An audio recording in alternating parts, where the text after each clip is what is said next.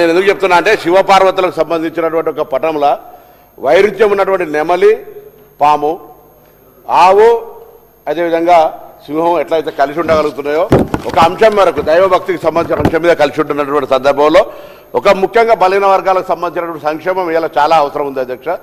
Right, నేను ఈ విషయంలో కూడా మా రాహుల్ గాంధీ గారిని ప్రశంసించదలుచుకున్నాను. ఎందుకంటే ఆయన చెప్పినాడు ఒక మాట, 50 సంవత్సరాలుగా ఒకవేళ మా ప్రభుత్వాలు నిర్లక్ష్యం చేసి ఉంటే అది పొరపాటే, ఇప్పుడు దానికి పర్యవసనంగా సరిదిద్దుకోవాల్సిన అవసరం ఉందనేటువంటి మాట చెప్పడం అనేటువంటిది నాయకుడు గొప్ప లక్షణం అధ్యక్ష.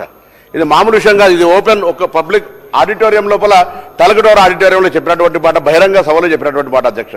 దానికి అనుగుణంగానే తెలంగాణ ప్రభుత్వం ఏర్పడగానే మేము గతంలో కూడా అనేక సందర్భాలు చెప్పినాం అధ్యక్ష.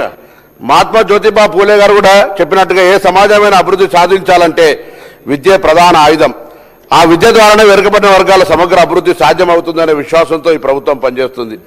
డాక్టర్ బిఆర్ అంబేద్కర్ గారు పేర్కొన్నట్టుగా విద్య ఉన్న కుటుంబాలే ఆర్థికంగా అభివృద్ధి చెందాయి.